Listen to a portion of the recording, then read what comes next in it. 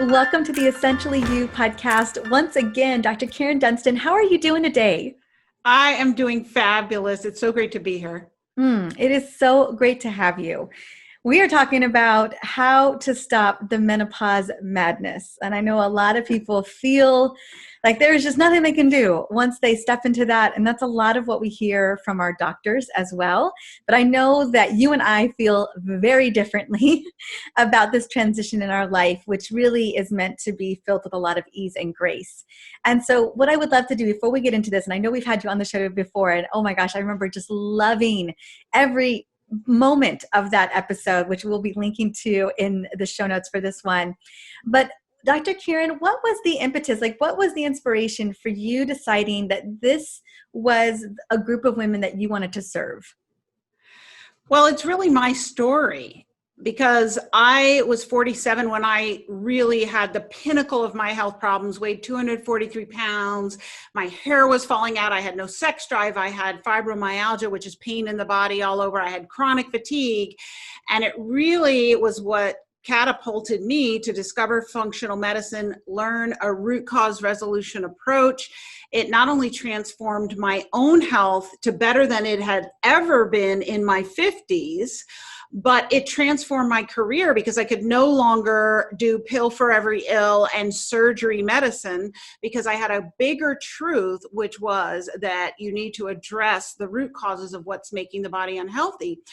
And I've worked with women doing this work for over a decade now, but I still was dismayed by really the experience that most women are having at midlife, from perimenopause to menopause. And, I went to a birthday party recently, social distancing, and, the comments that we're basically over the hill and we should medicate ourselves with wine and chocolate and that's all we really have to look forward to. And the information that these women aren't getting from their doctors that can heal their hot flashes and their low sex drive and their hair problems and their weight problems and all of the things that you and I know that they should be experiencing just got me so frustrated. And then also another friend of mine went to Menopause the musical. And she said that when you go in, they give you fans. So they're expecting women at menopause to have hot flashes and be miserable. And then the entire show, she said she cried and everybody was laughing. And that was so poignant to me. And that's how I feel. I'm enjoying menopause. I feel better than I ever had. And there's so many women who are just suffering needlessly because their doctors aren't giving them the answers. I mean, ACOG only recognizes 2 symptoms of menopause: vaginal dryness and atrophy, and hot flashes. And that's all they think is an issue for us at this time of life, that we need medicated. Yes. And that's insanity. Yeah, that's a medicated. So let's, those are the 2 issues that we can easily prescribe estrogen for, or synthetic estrogen for. I had read a stat, and I'm trying to forget where the stat came from, but that only 13% of women in menopause who go to their doctors are actually even treated. Most of them are just kind of brushed to the wayside, just told that this is just a part of their stage in life. So, yep. And honestly, I don't exactly know what they would be treated with besides bioidenticals or synthetic estrogen and progestin. And so I know that there is a better way for us to do it. So even if they were getting treated, I'd still want them to have a much more functional approach. But I was really surprised. Honestly, I thought that every woman who came in after 50, they just decided that they needed to be on hormone replacement. But what was really interesting is that they were kind of denying over 80% of women that option as well. It's so true. ACOG has this official position: the least amount of hormones for the least amount of time for symptom management only. Yeah. They don't even talk about the cognitive benefits and how it preserves your brain function and helps to prevent Alzheimer's, right?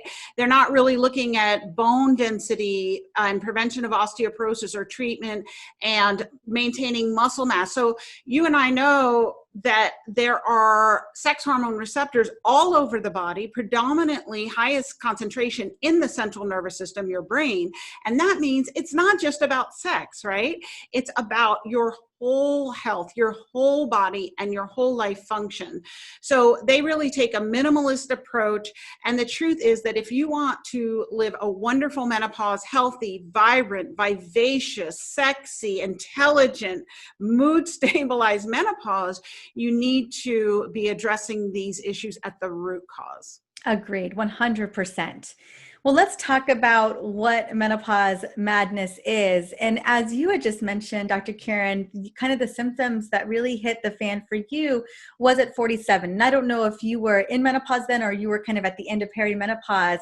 I find that a lot of the symptoms, some of the worst symptoms that we're seeing in women are actually in our 40s, in perimenopause, as we're trying to approach menopause. So can you speak into that as well? I know for me, my mama, she was at her peak when she was having her hardest time. She was 48 and she didn't actually end up hitting menopause until I think 52.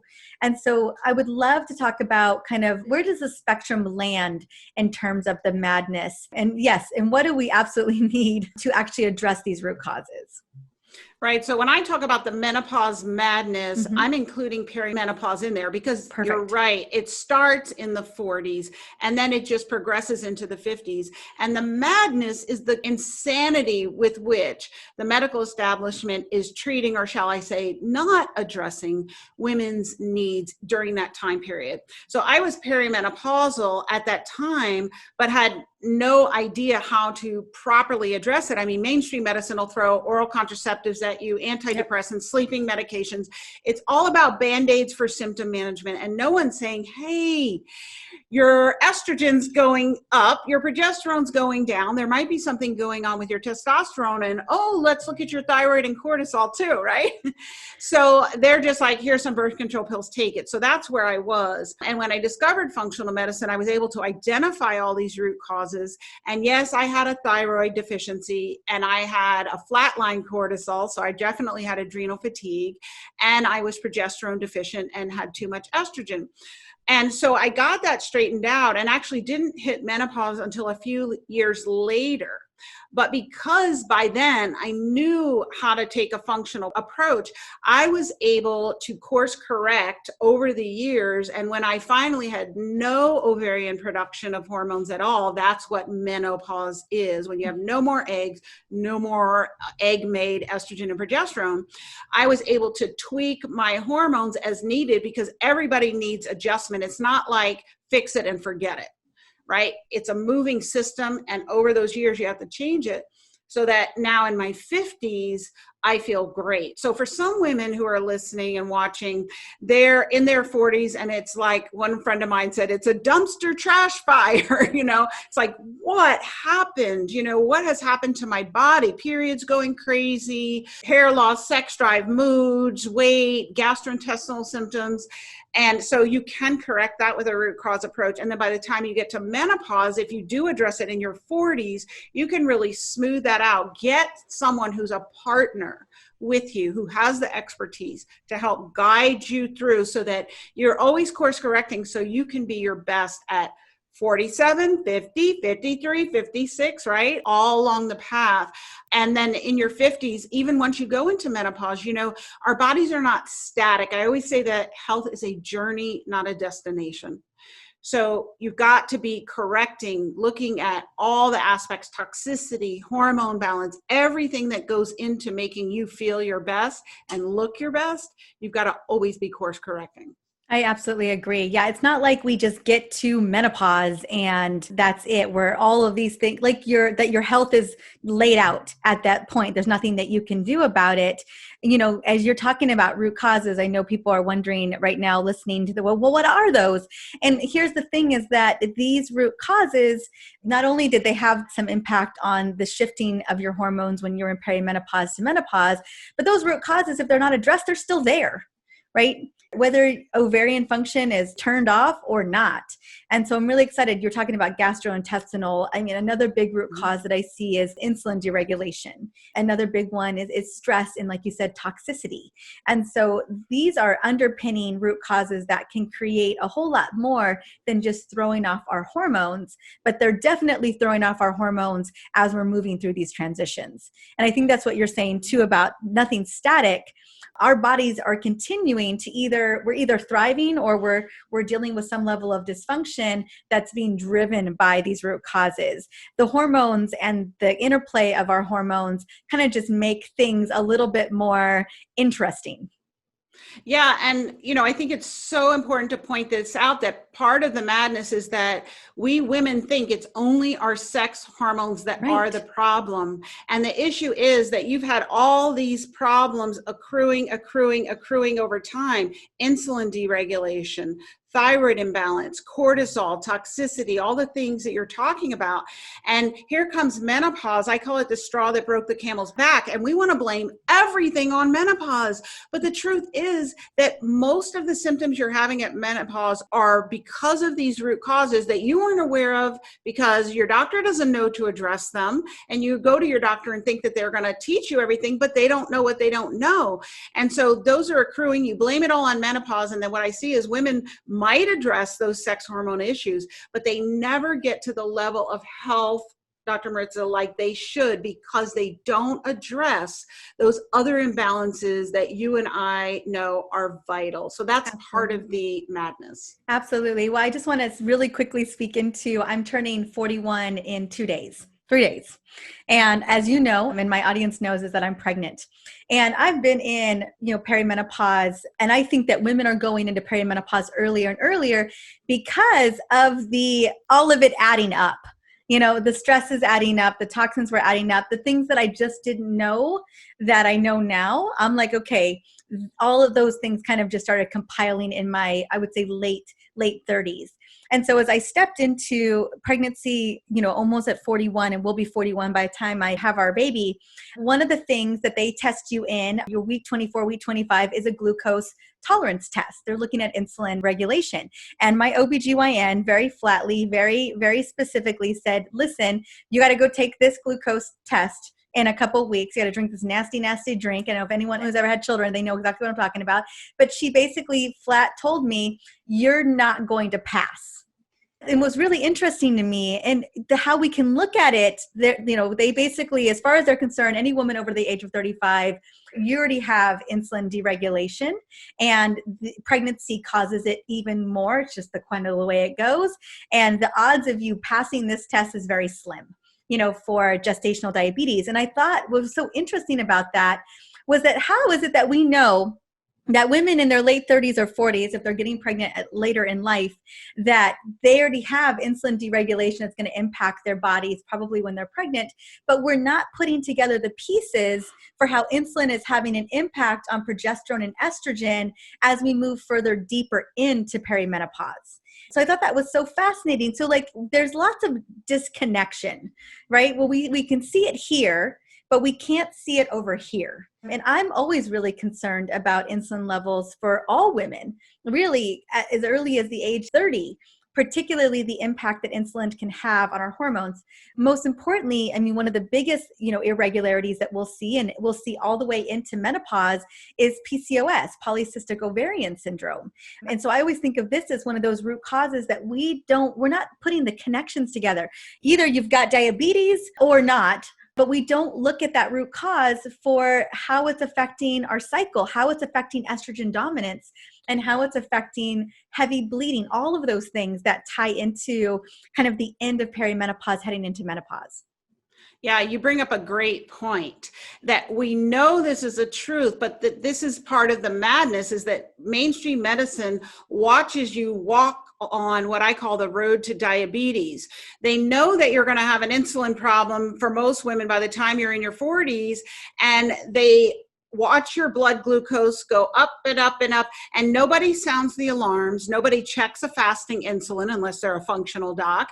Nobody looks at your hemoglobin A1C and looks for optimal values, not normal values. Right. So normal in mainstream medicine is we watch you walk down the road to diabetes, and we watch it for years and years and years, sometimes decades. And then when you get to diabetes, we throw our hands up and go, oh my gosh, now you have diabetes. Now you get the team jersey. You get to stick your finger and check your blood sugar and take these medications. And we say, which you're going to be on for the rest of your life, which does not have to be true. Whereas in functional medicine, we know that women are going to start having insulin problems early on. We look for them if they're not optimally functioning with their insulin, which is one of the major metabolic driving hormones. We address it and we say, hey, you're walking down the road to diabetes. We need to turn you around. And you absolutely can reverse this completely when you are insulin resistant, which is the first stage. Mm-hmm. When you are pre-diabetic, which is the second stage, you can reverse that and go all the way back to optimal function.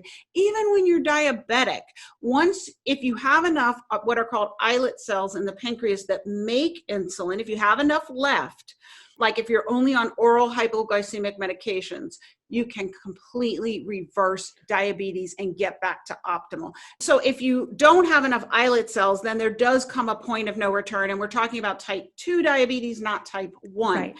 So that is part of the madness, is that when women are hitting perimenopause and menopause, we know they have insulin dysregulation. We know it's contributing to their symptoms: weight gain, sleeplessness, low energy, hot flashes. Hot flashes. Mm-hmm. Oh, that's a huge one. In fact, when fatigue is the main component of the symptomatology that a woman comes to me with, the first thing I know is she's got an insulin problem. Mm-hmm. That is always the predominant symptom. So that's part of the madness, is that we're acting like it's only a sex hormone problem, when the truth is, like you say, they know even in pregnant women, you're going to fail your glucose tolerance test in 40s. I'm going to pass that test. Little does she know, I've been working on insulin resistance for a long time on my body, because I've had a functional practitioner who's like, you know what, let's just stay on top of this. Everything looks good, but we see a genetic history of it. I'm Mexican. And, they're just like, we just want to stay on this. I've been taking berberine and inositol and myonositol, and being really mindful about what I eat and how I eat it, and moving my body. So I just remember looking at my OBGYN the other day, and I looked at her, I gave her the side eye, because she doesn't know me. She's just like, hey, listen, most of you at 41, that's going to be your sentence, is gestational diabetes. And I was like, not me, Miss Thang. I've been working on this for a long time, especially during this pregnancy. But I found it so fascinating that she just like, chalk it up to, this is what you're going to go through. And I thought to myself, like, how is it that we're being so negligent, and that we're just like, well, this is just what's going to happen? And I thought, well, how are we not having this conversation with women? We talk about those big hormones, insulin being one of the big mamma jamma hormones, because it's driving our cellular metabolism. Mm-hmm. And so it's just very fascinating. As we're talking about root causes, we don't put insulin in the category of actual hormonal imbalance. We put it under the category of diabetes. But it's so interconnected, and it's why I best believe, I know when my mama was having hot flashes at 48, she was eating peanut M&Ms like nobody's business. You know what I'm saying? Like, I was like, come on, Mom, we got to clean up this sugar situation. Yeah, you got to clean up. The first thing that anyone needs to do about their insulin is clean up this sugar situation. Yeah. But, it, along with, like we talked about, thyroid and cortisol, they're main metabolic drivers. Yes. You've got to get the home base. And they play together. They play together. And they don't play always so great together. They work off of each other. And so if you've got high levels of stress, whether you're eating donuts or not, it might as well just be like you're eating donuts. And thyroid too. And so, that interplay, and I get that there's even bigger root causes that are driving those hormones to deregulate and to play with one another as well. We can go even deeper, but it breaks my heart to know that we're not even looking at those hormones when we're looking at the sex hormones. I agree, but we are people who don't know, when I didn't know any better, I didn't do it. But like Oprah says, when you know better, you do better. Yes. So now we know. Oprah also says, know your numbers. Yes, she doesn't know your numbers. And I think for all women, we got to know our numbers first, and then we can start digging into what is going on, right? Whether it's gut issue, whether it's a sugar imbalance issue, whether it's a stress issue or, lo and behold, it's all it's all those things wrapped into one. Yeah. And know your numbers. Ask your doctor to check your sex hormone levels, your 3 types of estrogen, your progesterone, your testosterone. Ask them to check your fasting insulin, your A1C, your glucose. Ask them to check a fasting cortisol in the morning. Now, some doctors are going to say you don't need all that. Oh, you do. You do. If you want to be optimally healthy, you do need that. So just say, okay, but I want it, Absolutely. But you got to know your numbers. And in medicine, we check everything. We check your potassium, we check your blood pressure. We're checking, but how is it that there's no standard of care to check these hormones that I just talked about? Absolutely right. We'll run a lipid panel on you, but we refuse to run a C-reactive protein. It's really fascinating to me, how many labs will run, but how many we're willing to leave out. Like I have, just with my OBGYN, I'm fighting her tooth and nail. And luckily I know I can go run labs somewhere else. And in some instances, I just do. One of the things I needed to have her run, because I have Hashimoto's, so I check my thyroid labs every 90 days, especially during this particular journey that I'm on. But I had also known that I had low iron. And I wanted to see where my iron levels were. And she's like, it's just unnecessary. Unless I see it in your blood that you're anemic, I'm just not going to do that for you. And I was like, do you know how many things that as a woman, our bodies function are in desperate need of iron? Brain function, like all these things. And so I had to go off and get my iron and my ferritin levels done somewhere else. That's part of the madness. You shouldn't have to do that. No, but you shouldn't have to wait till I'm anemic. Right. You shouldn't have to wait. Like the horse is way out of the barn down the road by that time. So I just looked at her like, I was like, what? I don't understand what you're saying right now. And she's like, well, iron supplements can cause constipation, I was like, yeah. But anyway, it was just a whole thing. And I thought, oh my gosh, I'm living in this moment right now. I'm living in the frustration of so many women, where doctors are just like, it's just not necessary.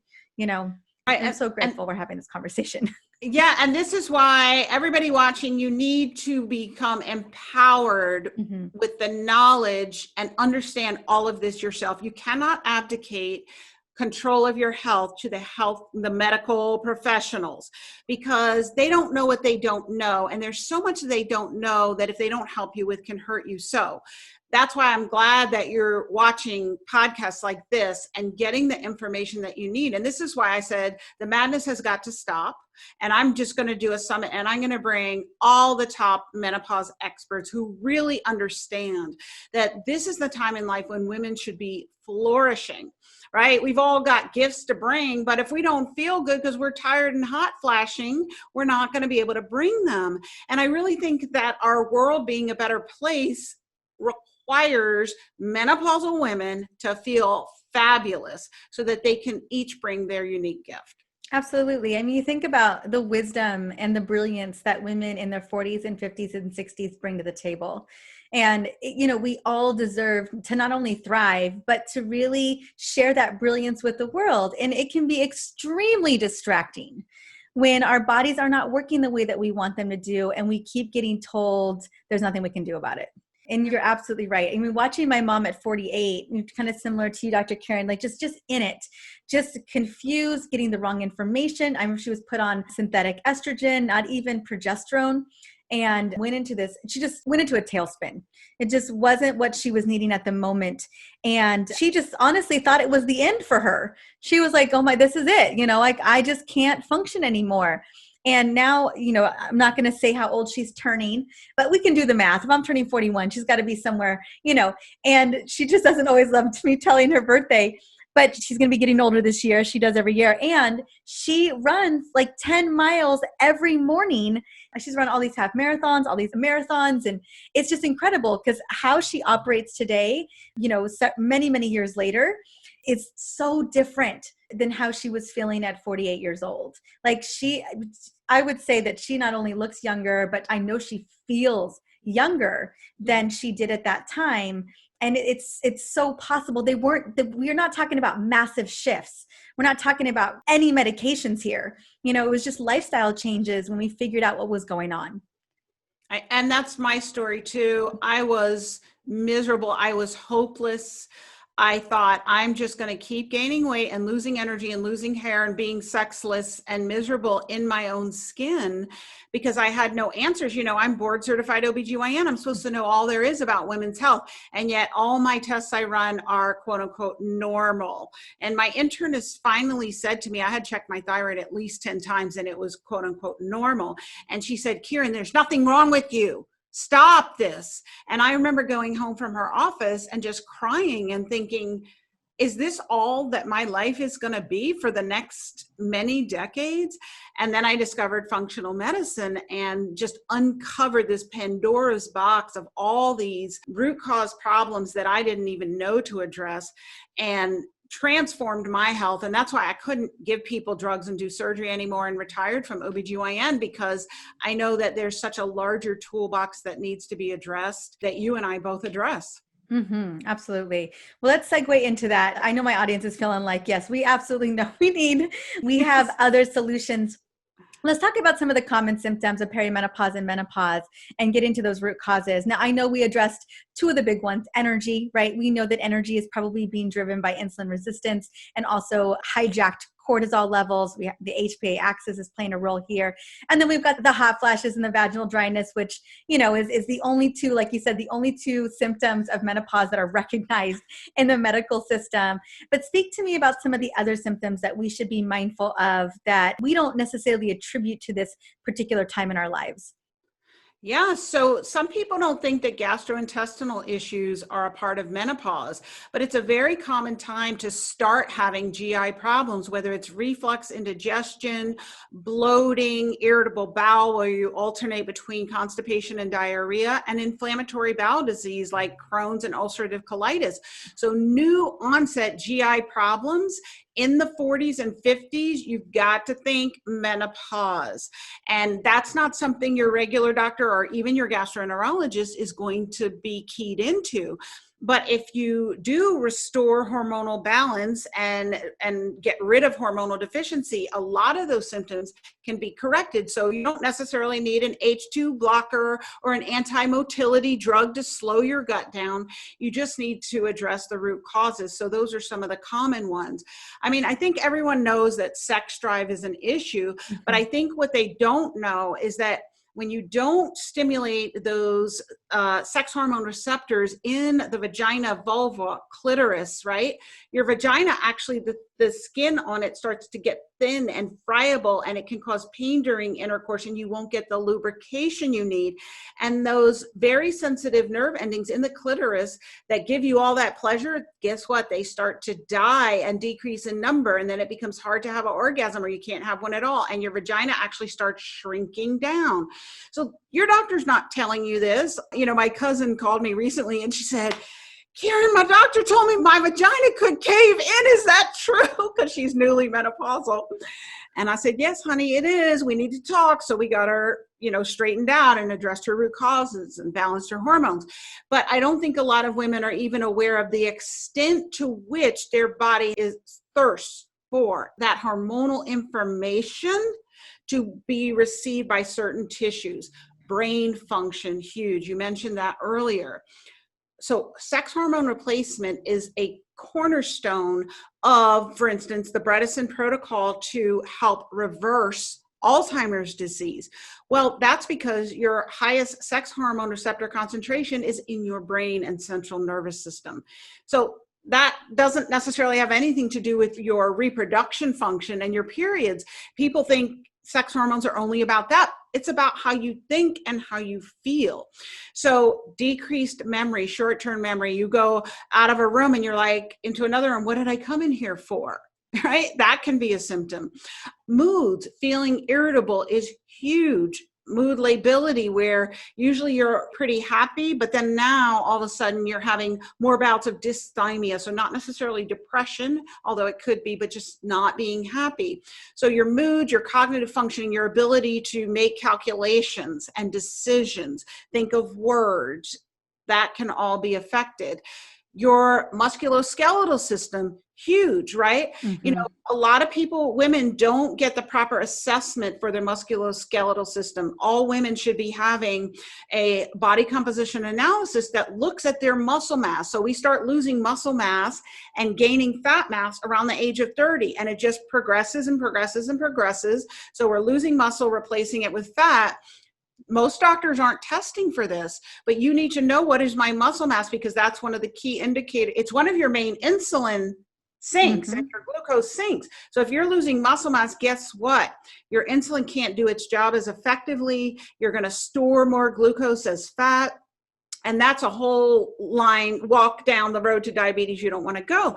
But if you know that your muscle mass is decreasing, you can start to increase it, and getting hormonal replenishment can help. Your muscle mass is important for your bone mass, which is so vital. And a lot of women aren't getting that properly assessed. They're not getting the central bone density with DEXA that they need. I definitely say every woman should have it by 50, but possibly by 40, depending on her risk factors, because that's something that's really hard to reverse. So you want to know about it way sooner than later, because if you know about it at 40, that you're on the lower end of the bone mass, you can start addressing it.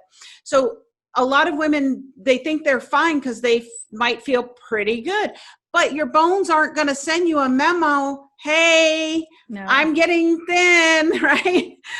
And your muscles aren't going to send you a memo either. You just know that you feel terrible. So make sure that you get those measured as well. You know, there are skin, right? We know that we start getting sagging and wrinkling, but a lot of us don't realize that that's partly because of our sex hormone levels and related to perimenopause and menopause. So if you want your skin to have good collagen content and elasticity and brightness to it, then this is something you need to address. There's no system in the body that perimenopause and menopause does not affect. Absolutely. Yeah, it's an interesting interchange because again, these hormones are we know that they have receptor sites all over the place. And then we also know that these root causes can start to really wear on us as we kind of lose a little bit of resilience, whether it's muscle mass, it's bone quality, it's pelvic floor stability, it's sexual function, brain fog, anxiety, gut health, all of these things. And what I've really learned over the years is that there's so much of that it's completely interconnected. You know, we've got to be mindful of what we're eating. We've got to be mindful of our stress. We've got to be mindful of our nutrient deficiencies and our toxicity levels, but then also about, you know, what's going on with our hormones and how are they functioning inside of the body, which I know is the functional approach, is really getting to the root cause of why are some of these things falling to the wayside, or we're just feeling like they're not working as properly as they used to. I feel like it's kind of like the clash of the titans, like it's all coming together, where everything just is kind of, whether we've got a higher level of toxicity or we've got some gut issues that we're dealing with. And as we start to drop some of these reproductive hormones and the receptor sites, we're not having them bind to those receptor sites anymore. It just feels like it all just becomes very crazy very quickly. Yeah, I call it the perfect storm. Yeah. You know, you have all these underlying imbalances that we've talked about and toxicities, and they're brewing and brewing. And then here comes menopause. And I say that people start circling the drain. And I hear women all the time who say, every day it's something new, right? I don't feel at home in my skin anymore. I don't feel like myself. Like, who am I even anymore? They don't feel like themselves. And if that's you, then just please hear what we're saying and know that there is an answer. There are imbalances that you need to find and address. And when you do, you can unwind that spiral down the drain, and you can even go higher with your health and well-being and feel at home in your skin again, feel great, look great, and do all the things that you want in life. Let's talk a little bit about that. I always know that so often, you know, once we're clear and have identified what's going on, let's say the labs came back and things are just a hot mess of a situation. You know, what for you has been the biggest first step needle movers? The number one foundation for me is hormonal balance. And the reason why is because it represents communication. You have two main communication systems in your body that are interconnected: your nervous system and your hormonal system. Your nervous system is your hardwired communication system, and it's pretty hardy. It takes a lot to really knock that out. But your hormones is like your wireless internet in your house. And so if your house is like mine, every week I've got a wireless problem, right? Cannot connect. There's a storm. It blows it out because there's so many parts that are changing and that are involved with it that it's very fragile. Well, your hormones are exactly the same. Right. And so all these meet in your brain. That's the central hormone controller. So many things can go wrong. Your brain may not secrete the right controlling hormone to go to your thyroid to tell it to function. Your thyroid may not have the nutrients to make thyroid hormone. And when it does, it makes inactive form. Well, it has to go in your body to be changed to active form. Maybe it's not getting converted properly. And then the active thyroid hormone has to be received by the cells on the surface. Maybe there's a surface poor communication, and that message has to be conveyed to the inside of the cell. So you see, there's so many areas that can go wrong. So just like when there's a hurricane, what's the first thing that has to be restored when there's a hurricane? Communication. That means phone lines and roads have to be opened to restore functionality to an area, because otherwise nobody knows what's needed. Nobody knows what to do. Everything's just kind of chaos. So you get the phone lines working and the roads open. People know what's needed. Oh, food is needed. Water is needed. We need to get the debris out. Your body works the same. So when there's a problem, a lot of it is because the communication is disordered and the hormones are not getting the messages where they need to go. So cells don't know what to do, and they're just like, we don't know what to do, right? So they just don't do much of anything. And they're not working for you, because that's why we have all the cells, because they're going to work for us to give us energy, give us vitality, pump our blood, make our insulin, right? Do all these things that we need to have happen to feel good. So I start with the hormones, and I start with the main metabolic drivers always: insulin, thyroid, cortisol, and the other three: estrogen, progesterone, testosterone. So I assess those.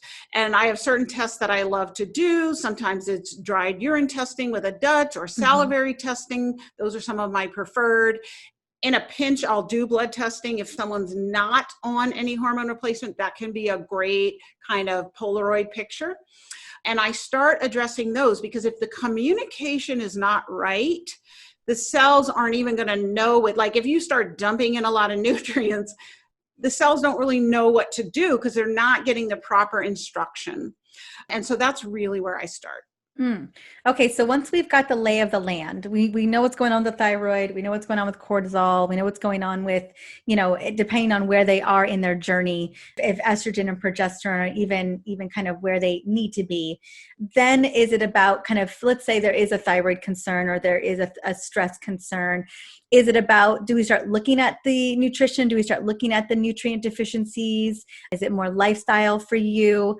Kind of talk to me a little bit about, and I get there's so many variations and deviations. It depends on what's going on with somebody. I know for me, with the low thyroid function and the autoimmune condition, food and nutrient deficiencies were a huge, huge part, and then cleaning up any type of leaky gut issues. Yeah, so I liken it to unknotting a knotted ball of yarn, and you pull it and you twist and you unknot. And so everything's connected to everything else. So although this is my philosophical way of thinking about the body, everything overlaps and interconnects. And one of the first things I do is clean up the diet, because, the nutrition. My simplistic philosophy is bad stuff out, good stuff in, balance everything. That's like the basic overview. But in that, it's the hormone balance. And then I usually look at toxicities and nutritional deficiencies. And I always look at what you call the intangibles, which I love that term. So I share that with many people because it's just so important. The energy body, the things that we can't sense with our you can't take a pill for. Can't take a pill for. Right. And so cleaning up the diet, though, is I have my health coach work with people to really balance out what they're eating. I saw a new client this week, and her cortisol's in the toilet, and she gets up at 4 a.m. and she eats nothing until 11 a.m. because she thinks she's intermittent fasting and that this is healthy and this is all the fad right now, right? So what I like to say is intermittent fasting is a medicinal diet. It's a tool for specific people at specific times, but it's not for everyone all the time. Mm-hmm. And so what she's doing is stressing out her cortisol so severely that her cortisol is tanked. And when that happens, her insulin becomes dysregulated. She starts keeping on belly fat. Her immune system has a problem, and then she's tired. So that's kind of a side way of saying that everything is interconnected. But one of the first things I do is start working on the diet. So those root causes, right? If you think about health like a tree. So mainstream medicine works up in the leaves and branches. You have a skin problem, you go to the dermatologist. You have a gastroenterology problem, you go to the gastroenterologist. Your heart problem, you go to the cardiologist. Right? They really act like these things aren't really connected. You need a medicine for your heart, a medicine for your skin.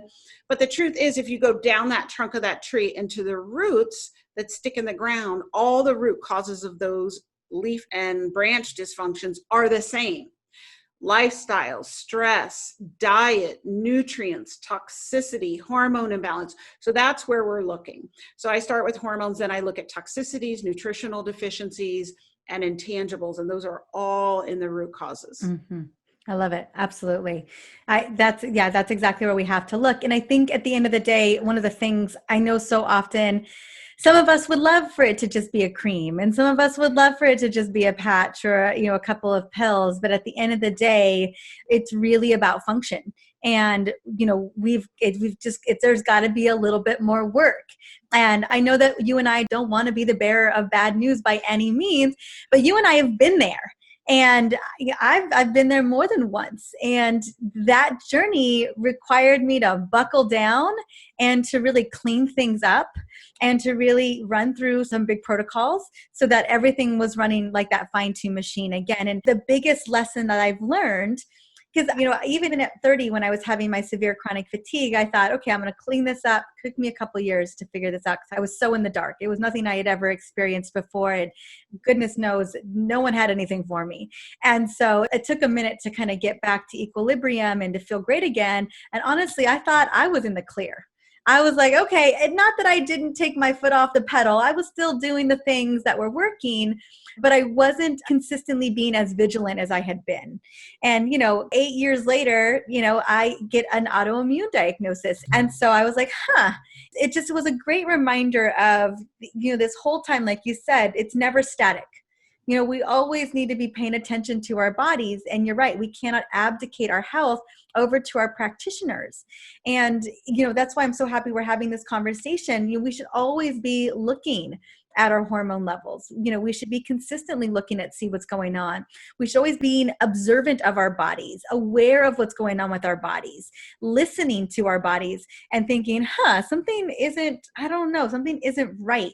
If there's an inkling of something isn't right, we got to go back and dig back in.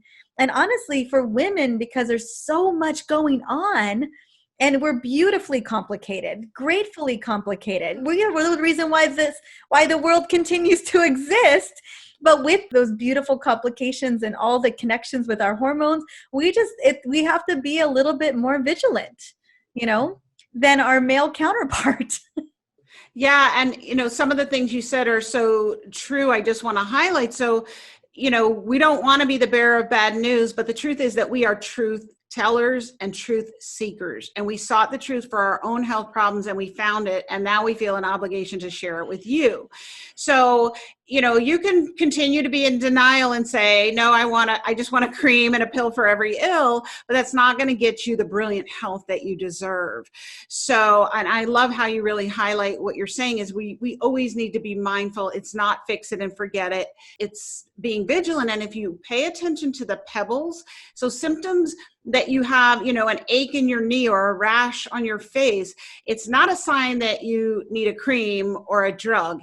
your body talks to you in symptoms. So learning how to decipher the symptoms with somebody who is skilled at decoding the language of the body really will serve you better in the long run, because then you're going to get to the cause of that symptom.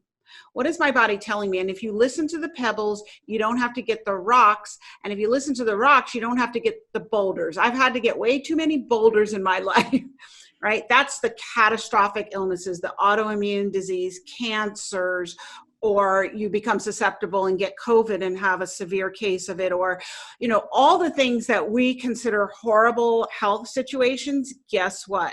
It's not genetic. It's not predestined.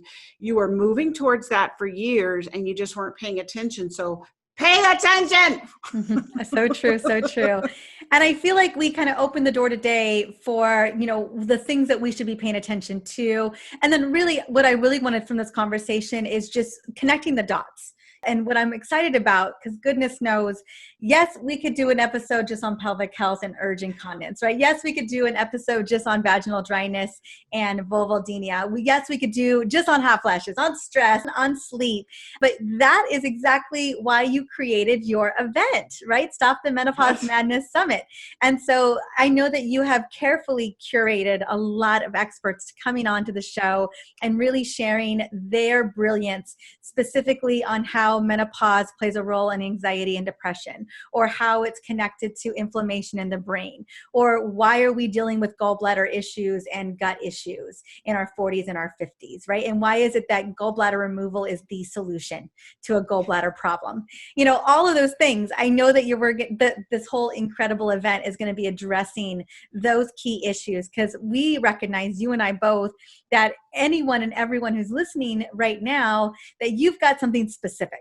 And although we wanted to paint the picture for what that root cause was, I know that in this amazing summit, we're going to get into major specificity about that's how we do this. This is how we do that, under the umbrella that it's all interconnected, right? Yes, we've got experts and they're talking perimenopause and menopause. Sure, I've got someone talking about estrogen, someone else about progesterone, someone about we got someone on every hormone. So your hormones are totally covered. But then we've also got people talking about gut changes in the perimenopause and menopause and what you need to know and what you need to do. We've got people talking about brain health and what you need to know and what you need to do. We've got people talking about bone health, preventing problems, reversing problems, urinary incontinence, vaginal health. We have a master class on libido. I mean, she even taught me things I didn't know, right? As a board certified gynecologist. And I mean, it started as I was going to have 30 experts. And then I said, no, I want to cover this topic and that topic, urinary incontinence and all the unique pieces, so that every woman, no matter what issue she's having, we have someone talking about heart problems in midlife, that she will find the answer she is looking for here, so she can stop her own personal madness. Because the madness in your personal life is what matters, right? How you're not being served with the healthcare that you're getting or not getting, and what answers you're needing for your specific situations. So if you've got heart problems, if you're having memory problems or mood problems or GI problems, there is an expert on this summit with answers for you. So it's very comprehensive. I love it. And the summit is going live very, very soon. It's going to be happening November 2nd to 6th, right now, 2020. So gearing up. The best way to get set up for this is we'll have a link specifically to register inside the show notes for this episode. So I want you to stop right now, go grab that link, register for free, and then you'll get the emails, for when the event goes live, who's going live on what day, all of that good stuff, so that you can pick and choose, right? You're going to pick and choose what works best for you, who you really want to cue into based on what's going on with you. With that many speakers, definitely you can get really granular in what you want to learn about. And I just want to say, Dr. Kyrin, thank you so much. I know the work that goes into a summit. I know the work it goes into curating the best experts and the best content to really show up for your audience. And I know that you have done such a marvelous job at putting this together together. I'm so excited to be a part of it myself. And I'm really excited to share it with my amazing community so that they're getting the answers that they deserve. Yes. And one thing I just want to add is that the majority of people in this summit are doctors. Mm-hmm. So this is not lay people telling you to, eat some quinoa or something like that. This is people with medical degrees and expertise in these areas who really can drill down and help you understand. But I am so excited that you're a part of it. Yes. I'm so excited to be doing this. I want to literally stop the menopause madness. So if you're watching and your ears have perked up and you're probably thinking of a few friends and family members who could benefit from this, you grab them, all of you sign up. You could do a watch party and watch it together, make it an event, and share this information with all the women in your life you love who could benefit from it. Love it. Thank you so much. I'm so excited. It's so much good content coming to you. And I love the idea of a watch party. Getting some ladies together, maybe over a sparkling water or sparkling tea. Because we know that wine ain't doing anyone any favors all the time. So kombucha, my favorite. Yeah, do a kombucha watch party. Well, thank you, Dr. Kyrin, so much for coming on and for creating this beautiful event for everyone. Thank you so much, Dr. Maritza, for having me.